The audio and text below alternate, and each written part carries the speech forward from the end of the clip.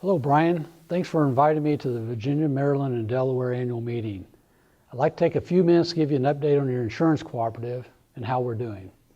Now, as of March 31st of this year, our assets have grown to $659 million, and our surplus, or our equity, had grown to a little over $239 million. Our combined ratio, which is an important measurement, came in at 98.9%, below our target of 100.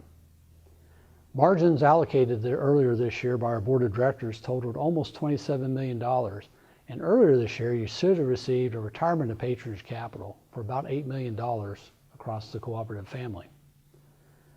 Now, one thing I want to talk about a little bit is our workers' comp claims and how they're doing, how are our employees doing. The commitment to zero was launched several years ago as we were trying to get those contacts involving our linemen to drop.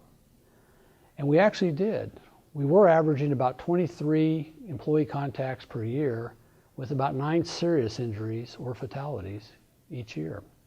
In 2018, we were able to drop that number to 15 employee contacts, along with 4 serious injuries, and unfortunately, 1 fatality. 2019 also had 15 employee contacts, again with 4 serious injuries, and fortunately that year, no fatalities.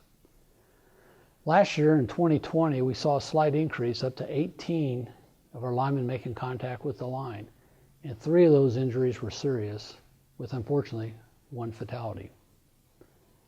As I look at our numbers today on July 8th of 2021, we have had 12 employee contacts and unfortunately 6 serious injuries. One of those injuries I want to talk about happened back east in January of this year. A young 29-year-old lineman applied cover up to the lines, thought he had the primary covered up, and unfortunately it was a neutral.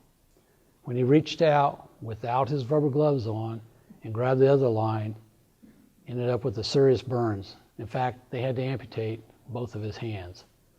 A real tragedy, and I know it's one of those things you would not want to see at your cooperative. So please, make sure your linemen follow the 4 life-saving rules, and that's always wear your personal protective equipment. Making sure you apply appropriate cover-up on the lines. Keep your appropriate distances away.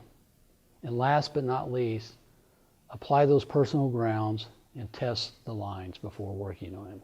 Do not assume those lines are not hot.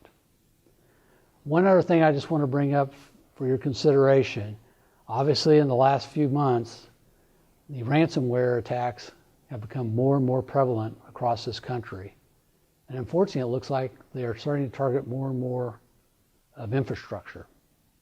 Obviously, the weakest link at each of your cooperatives and all cooperatives across the country are our employees. If they click on a malware, it can bring your whole system down or worse. So make sure you're training your employees, make sure you're phishing your employees to double check to make sure they are not clicking on these type of emails to make sure we don't have a serious cyber incident in the cooperative family. With that, Corey Parr is going to be talking to you here a little bit about some of the work comp stuff I've mentioned earlier, and I'm sure he will have great insight into that. So I'd like to remind you all, be safe out there, and thank you for your time.